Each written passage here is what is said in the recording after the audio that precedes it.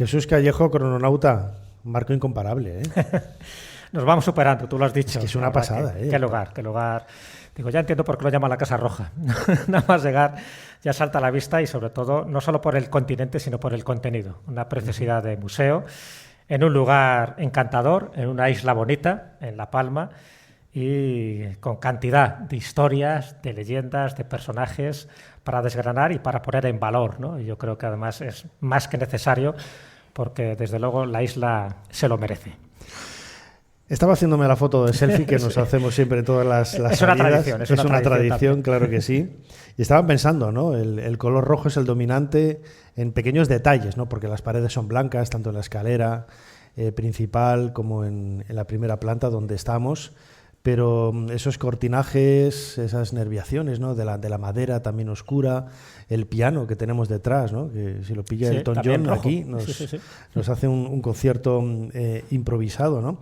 Y qué mejor lugar, Jesús, para venir a hablar, luego hablaremos de ese descubrimiento, ¿no? en Tigalate, pero para hablar del mundo aborigen canario, en concreto de la isla de La Palma, con nombres que a mí se me escapan un poco, esos gentilicios, no me atrevo a repetirlo. ¿Cómo eran los aborígenes de la isla? Los aguaritas.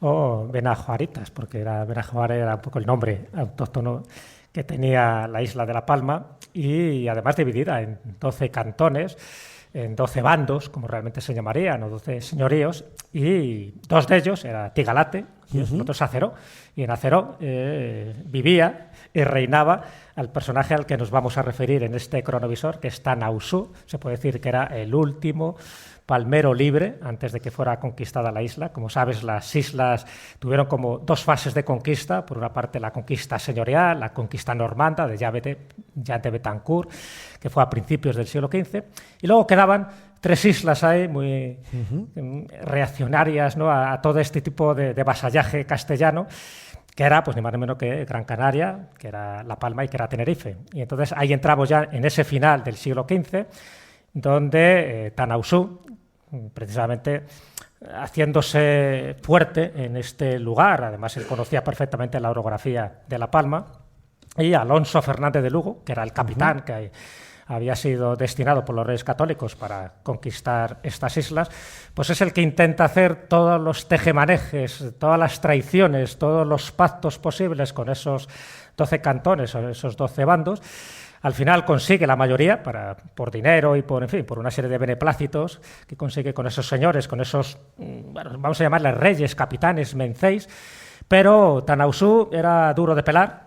Y este es el personaje que queremos rescatar un poco del olvido. Es verdad que aquí es muy conocido, pero en la península no es demasiado conocido, a pesar de que él representa un poco esos valores de resistencia, de heroicidad y sobre todo, y luego lo comentaremos, ¿no? a lo largo de esta sección, sobre todo de esa tradición que tenían los aguaritas en su momento, que cuando se daba todo por perdido, ellos tomaban una decisión dura de tomar, pero él prefería la muerte antes de ser cautivo, antes de ser encadenado. Y eso es algo que yo creo que lo llevan en la sangre los palmeros, y eso es algo que les da carácter, que les da esa heroicidad en momentos y épocas históricas muy duras. Y hace poco, pues, en fin, por desgracia tuvieron que pasar una muy dura con la erupción del Cumbre Vieja. Así que todo eso está alrededor de esta figura legendaria, mítica, pero también histórica, que se llamaba Tanausú, el último rey palmero libre. Bueno, pues estás hablando del último Mencey, ¿no? Ese último príncipe, ese último rey. Bueno, intentar poner etiquetas descontextualizan en ocasiones el verdadero significado que pudiera tener en ese concepto, ¿no? tan particular de las culturas indígenas, ¿no? Que nada tiene que ver con lo que se hacía fuera, ¿no? Tenemos aquí delante, Jesús, como siempre, el teclado de nuestro cronovisor, de nuestra máquina del tiempo. ¿Cuál es la fecha que nos propones en esta semana? La fecha es el 3 de mayo de 1493.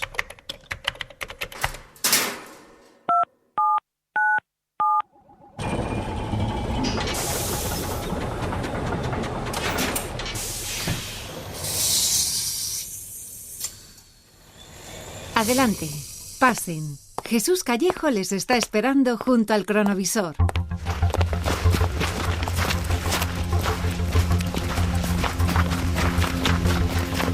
Jesús, estamos viendo una escena caminando por esa tierra volcánica. Imagino que a quien se llevan preso, ¿no? Sometiéndolo y agarrándolo fuertemente por los brazos, es a nuestro protagonista, Tanausú. Así es, a él y a sus hombres de confianza. Todo tiene que ver, estamos en la Fuente del Pino, cerca de la Cumbrecita, en el barranco del Riachuelo. ¿Por qué este lugar?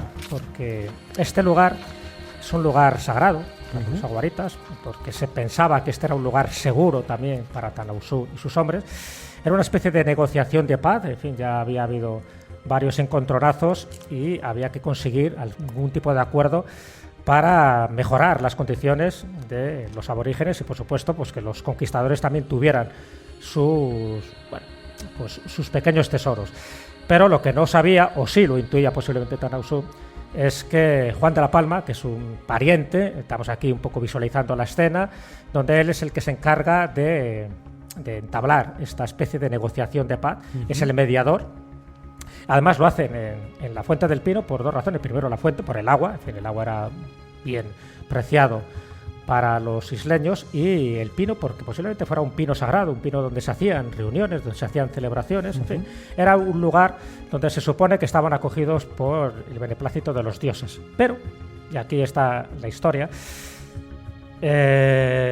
Alonso Fernández de Lugo, que era, se puede decir, que un perro viejo en este tipo de cosas, él sabe que si estas negociaciones no llegan al fruto que él deseaba, posiblemente Tanausú con sus hombres irían otra vez a las montañas. Ahí es muy difícil de capturarles porque conocían perfectamente cómo son los riscos, en fin, los precipicios, las cuevas. Entonces, antes de que se produzca esa negociación, cuando ya se van a encontrar un poco esas dos huestes, pequeñas huestes, pues se produce ya no tanto como un ataque, sino como una encerrona, como una emboscada, y Tanausú no le queda más remedio. Fíjate, yo tenía ahí una duda, pero ahora lo estamos viendo y además estoy asesorado por Jorge País, que es uno de los que más conoce toda esta historia. Posiblemente vemos que él se rinde, no quiere entablar batalla porque quiere preservar la vida de sus hombres, y cuando ya ve que todo está perdido, cuando ve que la traición es manifiesta, piensa que era mejor entregarse para eso, para salvaguardar vidas, y sobre todo la de los más pequeños, la de las mujeres, que por cierto fueron un poco escondidas en una cierta cueva, y en fin, su paradero al final fue bastante trágico también. Así que este es uno de los días que estamos asistiendo en este cronovisor más tristes del pueblo palmero, pues ese es el día en que la isla queda derrotada, en que queda anexionada a la corona de Castilla, en el que Tanausú es cargado de cadenas y de grilletes, donde le quieren llevar como un trofeo de guerra, como si fuera un animal enjaulado, él y sus hombres en barco hacia la península, y donde él toma una decisión heroica, como te decía al principio. Y esa decisión, que forma parte de la tradición aguarita, es dejarse morir de hambre y de sed, no tomar ningún alimento ni beber nada que le pueda prolongar la vida. Y él dice una palabra que es ya un símbolo de heroísmo y sobre todo de resistencia, que tenía que ver un poco también con los ancestros de Tanausú. Esa palabra es Bacoagaré. Bacoagaré es me quiero morir. Es decir, antes de ser un esclavo, antes de ser un animal de feria, antes de que se rían de mí, antes de que me vean mancillado, antes de que me vean humillado, prefiero morir. Y en esa travesía, tanto él como sus hombres se dejan morir, de tal forma que Alonso de Lugo no llega a consumar la otra parte de la victoria, que es decir, aquí os traigo un trofeo, como si fueran esclavos, como si fuera el oro, como si fueran especias. Bueno, todo esto, ya digo, es muy interesante saberlo. Marca un poco también la identidad de no solamente del pueblo aguarita, sino también, bueno, a la postre de los palmeros de hoy, ¿no? Y también un poco la complejidad de una sociedad, que lo decía yo ahora, que nada tiene que ver con la sociedad castellana que venía aquí, ¿no? De conquista, y que quizás ellos esperaban encontrarse con algo totalmente diferente, ¿no? Quizás algo más cercano, ¿no?, a su forma de entender, y pensando, bueno, lo vamos a detener, no, en ningún momento se les pasó por la cabeza, ¿no?, la idea de que fuera a suicidarse, y lo vamos a llevar como trofeo a la península. Pero no, la verdad es que ese cambio, ¿no?, debió de hacer en los castellanos también ver, ¿no?, digo, esta gente es muy especial, ¿no? Sí, porque ningún mencey, ningún rey hasta ese momento había adoptado esta esta forma, ¿no?, de comportarse. Es decir, la mayoría se habían rendido por negociaciones, les interesaba pues tener esas conversaciones de paz, posiblemente se dieron cuenta de que, en fin, que todo estaba perdido y dijeron, pues mejor ir por las buenas que por las malas, ¿no? El caso de Tana Usú fue distinto hasta el último momento, ¿no? En fin, como rey de Acero, prácticamente como si fuera de acero su personalidad, su temple, se mantuvo firme. Y fíjate, porque todo esto lo sabemos gracias a un cronista franciscano, a Juan Abreu Galindo, que esto lo escribe en la crónica 140 años después de que estos hechos hayan sucedido. Entonces, ¿qué quiere decir? Que durante muchísimo tiempo la memoria de Tana Usú no se perdió, se mantuvo viva, con todos sus descendientes, con todos los pobladores de la isla. Quiere decir que ese acto de heroísmo quedó reflejado en esa crónica posterior, pero sobre todo quedó reflejado en la forma un poco de cómo entender una derrota. La puedes entender humillándote o la puedes entender, pues eso, dejándote morir, que posiblemente sea de las muertes más crueles también que hay, ¿no? Pero eso también hizo, y esto luego si quieres te lo amplío, hizo que ciertas leyendas se generaran alrededor de la muerte de Tana Usú y sus hombres. Y esa leyenda son las antorchas del Time, que es una especie de santa compañía, pero de la isla. Es decir, una procesión de antorchas, de luces populares. En fin, es un poco como la luz de Mafasca de Fuerteventura, sí, pero colectiva, y que alguna tradición, alguna leyenda, alguna referencia hace mención que posiblemente esas antorchas del Time, el Barranco de las Angustias, tiene que ver con las almas en pena de este guerrero que no quiso morir de una forma tan humillada y que de alguna forma sigue preservando esos barrancos que él también conocía en días muy determinados, donde se aparecen estas luces populares, como decir, para que su historia no se apague, para que esas luminarias pervivan en el tiempo y en el espacio. Muy bien, pues le estoy colocando aquí el micrófono a nuestra compañera que nos va a atender. Ahora ella es Nuria Álvarez, es arqueóloga. Nuria, bienvenida a Ser Historia. Muchas gracias. Antes de comenzar la grabación de este programa estábamos hablando, ¿no?, sobre los gentilicios, la identidad, ¿no?, de cada pueblo. Ahora, cuando escuchaba a Jesús, yo tenía algunas preguntitas muy poquitas aquí para romper el hielo y comenzar esta charla distendida contigo, hablando de Tana Usú.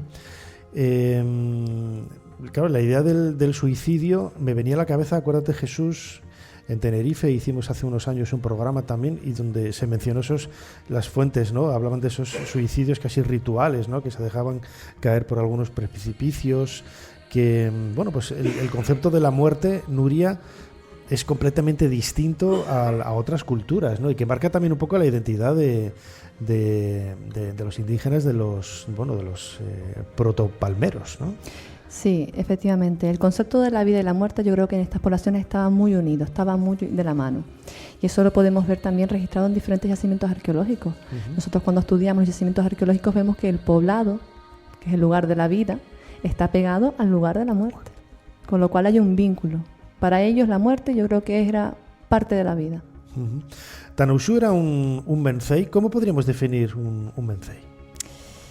Yo lo denominaría más bien un caudillo, un jefe, más bien, ¿no?, del cantón de Acero, una persona, un referente para su pueblo, que en este caso, dio su vida por el hecho de intentar que su pueblo consiguiera o mantuviera su libertad.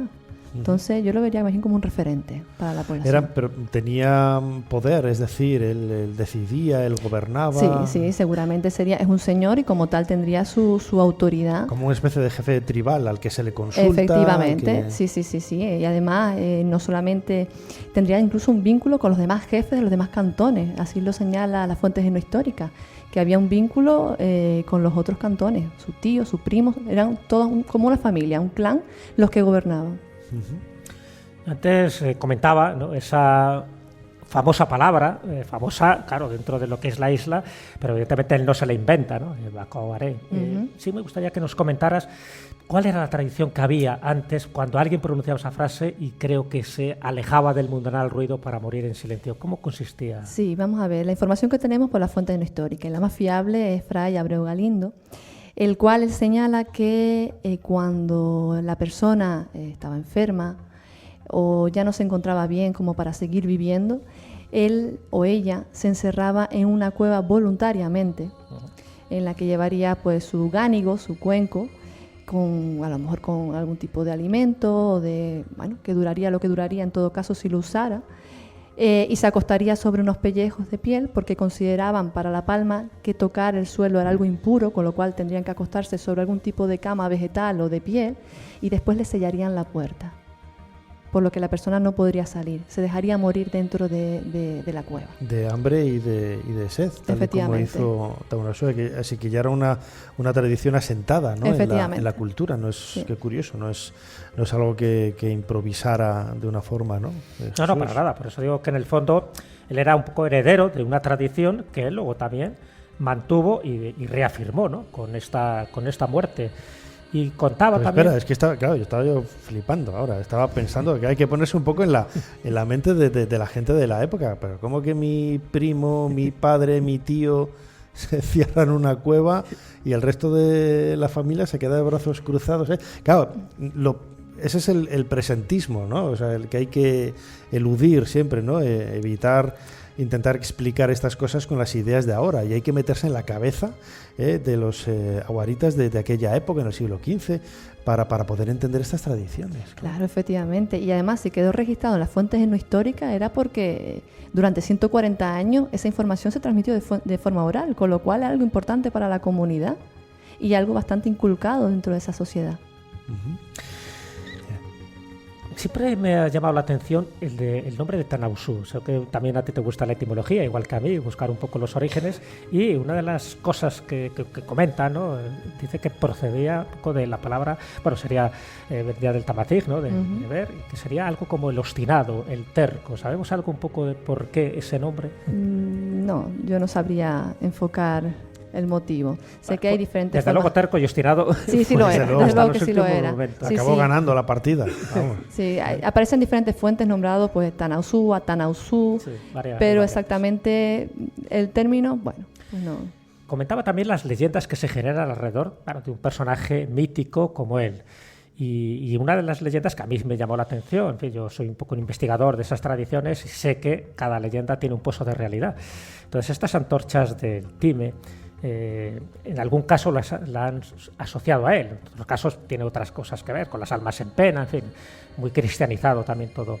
¿Tú qué piensas? ¿Crees que puede haber algún tipo de realidad sobrenatural en todo esto? Yo realmente no creo en eso. Sí lo he escuchado alguna vez, pero más bien vinculado a cuestiones ya, pues lo que comentaste, de las almas en pena, un poco más bien enfocado en esa línea. Eso sí lo he escuchado por esa línea, pero vinculado con la temática que llevamos nunca lo había escuchado. Uh-huh. Esa tradición de las antorchas, en definitiva, es muy humana, ¿no? En el sentido de que la encuentras, tú lo conoces, tú eres un experto en la cultura popular, no solamente de España, también has investigado y has trabajado el mundo insular, no solamente la península, pero lo encontramos en otros lugares de Europa, de África. Es decir, es un común denominador, ¿no? La existencia de esa luz en la oscuridad, en la noche, que se interpreta, ¿no? Como el alma de los difuntos que deambulan en un lugar, en un lugar perdido, ¿no? Como intentando buscar el destino, ¿no? Sí, además fíjate dónde se produce la caldera de Taburiente, es decir, estamos hablando de ese cantón, ¿no? de Aceró, donde en fin, estaría ahí un poco sus dominios. Entonces no por casualidad, nada ocurre por casualidad, es verdad que es una isla pequeña, en fin, donde todo está un poco concentrado, pero siendo una isla pequeña había 12 señoríos, 12 cantones, ¿no? Y cada uno, es verdad, eran parientes. De hecho, el que le traiciona o el que hace de mediador es un pariente suyo, que es Juan de la Palma. En fin, todo estaba relacionado, todo se sabía.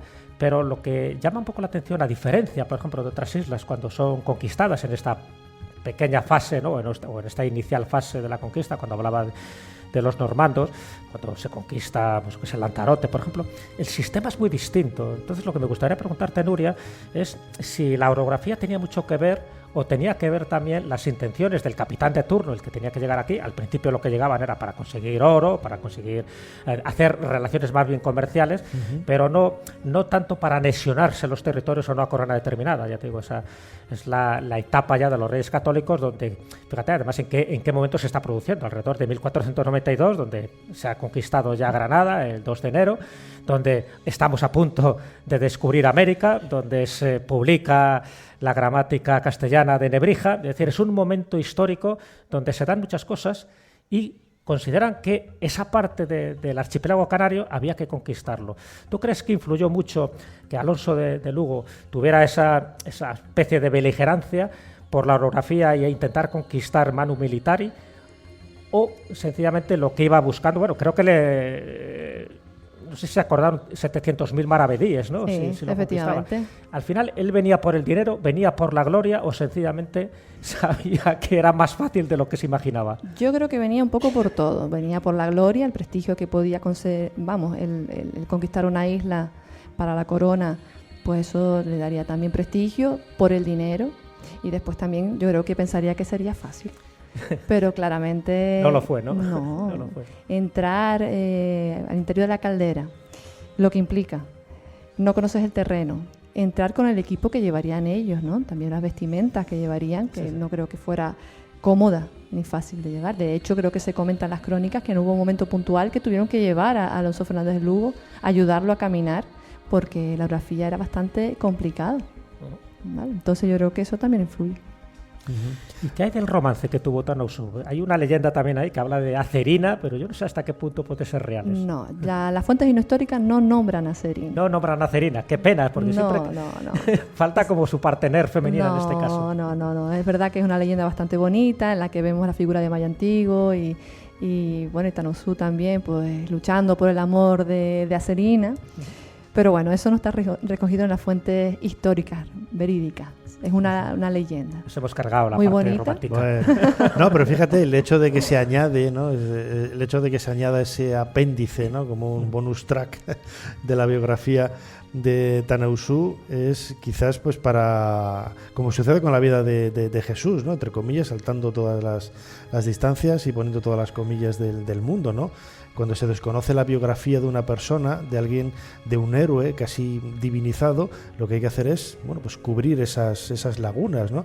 Y muchas veces se hacen con mitos, ¿no? Y claro, Tanausu no iba a ir solo por la vida, tenía que llevar su pareja, ¿no? Además en un mundo tan mágico, ¿no? Como el que él se crea a partir de la conquista. No, así es, y de hecho, bueno, incluso se habla un poco ya del momento, ¿no?, que llega Alonso Fernández de Lugo, pero bueno, Tanausu ya tuvo varios enfrentamientos con otros señores de otros cantones, ¿no? Y además con su tío Antogmatoma, creo que se llama, que ya el nombrecito se las trae, que ya había rifirrafes, no era un lugar pacífico donde aquí había un paraíso donde todo el mundo reinaba en paz y armonía, sino que cuando llega Alonso de Lugo, yo creo que eso le favoreció, en parte, porque yo creo que al estar divididos también ¿no? Los cantones, eso hizo que, por ejemplo, 9 cantones se rindieran casi de forma instantánea. Quedan 3, ¿no? Que era Tedole, Tigalate, ¿no? Y Acero. Tigalate al final se ha convertido, ¿no?, en un barrio de aquí, de la Villa de Matos. Es curioso. Sí. O sea, que en el fondo estamos en uno de sus sitios donde también se resistió, ¿no?, con fuerza a esta conquista. Pero no es el único sitio en la isla de La Palma. No fue el único sitio. No. Tenemos otros cantones que conservamos el nombre reflejados en barrios. Qué curioso. Como por ejemplo Tenagua. Punta Llana. ¿Cuál es el origen de los aguaritas aquí? ¿Se sabe exactamente cuándo llegan y de dónde llegan? El gran misterio. Eso es el gran misterio, efectivamente, el gran misterio. No sabemos exactamente, bueno, sabemos que proceden del norte de África, llegaron en un momento un poco incierto, en torno al cambio de era, es lo que se baraja las posibilidades, un poquito antes, un poquito después. Lo que tradicionalmente se ha dicho es que fueron trasladados en barcos por otras poblaciones, aunque hoy en día están habiendo estudios novedosos que nos pueden dar otras versiones. Y que llegaron y se asentaron. La idea es que los trajeron con una serie de elementos para poder sobrevivir, como puede ser el alimento, las cabras, las ovejas, los cochinos y semillas para plantar en algunas islas. Y se asentaron y sobrevivieron durante 1500 años, que no es fácil decirlo, en unas islas como las Islas Canarias. Hay que tener en cuenta que, por ejemplo, el agua, uno no puede vivir sin agua, era algo valiosísimo, que tenían que controlarlo. Y cuando tú llegas a una isla sin saber dónde están esos recursos, es duro. Me imagino que el hecho de llegar a un sitio que desconoces, vendrían de África de la parte bereber seguramente y claro, tendrían una tradición basada en un contexto geográfico, social y tienen que reinventarse, ¿no? Sí, efectivamente. Yo realmente lo que digo siempre es, cuando doy una charla, es como si involucionaran, echaran para atrás en el tiempo, porque ellos parten de unas nociones como colectivas de su cultura, en la que usarían metal, usarían pues unas telas específicas para poder vestir, comerían alimentos que no hay en las islas. Aquí no hay metal, por ejemplo. Entonces tienen que reinventarse efectivamente. Las personas que llegarían con el recuerdo de su lugar de origen, la nostalgia de África, por ejemplo. Pero los nacidos aquí ya son nacidos aquí, ya no tienen ese recuerdo, ya se van adaptando progresivamente. Y no, claro, estaba pensando yo, y no podrían tener esas relaciones comerciales, ¿no? Y sobre todo la pregunta, ¿por qué los dejaron aquí? ¿Eran presos? ¿Querían ser olvidados? ¿Eran señalados por algo? Bueno, eso también es un poco un misterio. Se piensa que son personas deportadas. Lo que se dice tradicionalmente es que fueron los romanos los que los trajeron, en un momento en el que, África estaba siendo conquistada. Sí. Y un poco lo que se dice, ¿vale? Lo que las investigaciones, lo que vuelvo a recalcar, que las investigaciones progresivamente van cambiando y van dando informaciones diferentes, pero lo que tradicionalmente se ha señalado es que esas deportaciones fueron producto de los romanos en un momento en el que habían tribus que estaban generando conflictos y una forma era evitar pues que esos conflictos se propagaran y pues cogían a las personas y las trasladaban en este caso a las Islas Canarias. Pero eso es una práctica que no solamente vemos en las Islas Canarias, sino que es una práctica ya recurrente también en estas poblaciones romanas, ¿no? Las deportaciones a otros lugares para evitar a lo mejor pues mayores conflictos. Una cosa que me llama la atención dentro de los archipiélagos que hay en el Atlántico, por lo menos los más cercanos, ¿no?, a nosotros, está claro que el archipiélago canario ya estaba habitado durante muchísimo tiempo, a diferencia de Madeira o a diferencia de las Azores, y que aquí ya había una población, en fin, luego ya descubierta oficialmente, conquistada, etcétera, etcétera, todo lo que conocemos. Pero sabemos que cada una de las islas del archipiélago canario es muy diferente. Es muy diferente por su orografía, por su clima, por sus circunstancias, y llama mucho la atención porque en teoría deberían ser como muy similares parecidas, todas ellas, claro. Y sin embargo todas son muy distintas. Y entiendo que no solo por los volcanes, no solo por la orografía, no solo por sus manantiales o por lo que sea, el carácter de las personas es diferente. Entonces sí me gustaría, Nuria, que nos definieras un poco cómo es el carácter del palmero, de estos aguaritas primeros de los que estamos hablando. Incluso aquí me ha llegado, me lo acaban de regalar, los grabados rupestres de la Isla de la Palma, que veo aquí unos grabados perfectos y además con símbolos universales, que se diferencia del resto de las islas. ¿Cómo los definirías un poco? Hombre, yo pienso que eran luchadores, ¿no? En las fuentes, por ejemplo, escritas, también hablan del papel de la mujer, que eran guerreras. Te decían que las mujeres eran guerreras y que luchaban en la batalla igual que un hombre. Entonces, yo creo que eso también es un elemento que hay que recalcar sobre estas poblaciones aborígenes, que quizás a lo mejor no queda tan recogido para otras islas, ¿vale? Decían incluso eso, que luchaban o que tenían un carácter guerrero por encima del hombre. Y sobre todo yo recalcaría la capacidad de sacrificio de estas poblaciones, vinculándolo con la figura de Tanausu. Que representaría un poco todo esto, ¿no? Efectivamente. La capacidad de sacrificarse con la idea de poder salvar a su familia, o ni siquiera a su familia, sino a su comunidad. ¿Qué pudo ser de la gente esta que comentaba yo al principio, los más vulnerables, las mujeres, los niños, los ancianos? ¿Dónde fueron a parar en aquella época? A ver, en principio lo que cuentan yo siempre hago referencia a las crónicas, sí, claro, a los textos, las fuentes históricas. Efectivamente. Lo que señala es que hubo un momento en la contienda con Alonso Fernández Lugo, porque Alonso Fernández Lugo hizo varias intentonas para poder entrar y atacar a Tanausu.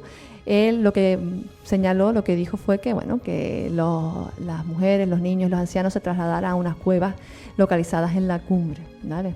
Las cuevas las denominaban Aiserowan. Y allí lo que sucedió fue que una helada y perecieron, así lo señalan también las fuentes, murieron, congelados. Ahora, nosotros arqueológicamente no hemos podido verificar ese hecho. En la caldera existen cuevas cuevas cuyas dimensiones a lo mejor unas son más pequeñas, otras son más grandes, pero estamos hablando de que se trasladaron muchas personas. Tiene que ser una cueva grande. Y esa cueva grande como tal, pues hay pocos ejemplos, y los pocos ejemplos pues no hemos encontrado esa cantidad de restos humanos en el interior. Son funerarias, pero no hemos encontrado esa cantidad de restos humanos como para decir, esta es la cueva. Entonces, bueno, pues realmente el final de ello fue trágico. Y bueno, a ver si algún día podemos encontrar esa cavidad y darle ese homenaje que se merecerían, ¿no?, por esos acontecimientos tan tristes que vivieron el 3 de mayo del 93. Desde luego que sí, una historia fascinante, ¿no?, que nos ha reunido en este programa especial de Ser Historia aquí en Museo Casa Roja, en la villa de Mazo, en la isla de La Palma, para recordar un poco el significado, ¿no?, y la trascendencia de la historia, en este caso de Tanausú, el último Mencey, el último caudillo de esos aborígenes, los aguaritas, que protagonizaron una historia extraordinaria, llena de misterios, de la que todavía hay muchísimo por decir. Nuria Álvarez, arqueóloga, como siempre, muchísimas gracias por habernos ayudado a hacer un poquito más de historia. Muchas gracias por la invitación. Y Jesús Callejo, crononauta, te dejo que sigas disfrutando del programa. Estás pasándotelo bien. Me lo paso, yo Nos lo pasamos siempre bien, ¿eh? Lo sé. Las salidas aquí en Canarias siempre nos tratan fenomenal y nos lo pasamos estupendamente. Jesús, como digo, muchísimas gracias una vez más por habernos ayudado a hacer un poquito más de historia. Muchísimas gracias a ti, Nacho. Ha sido un placer. Gracias. Gracias.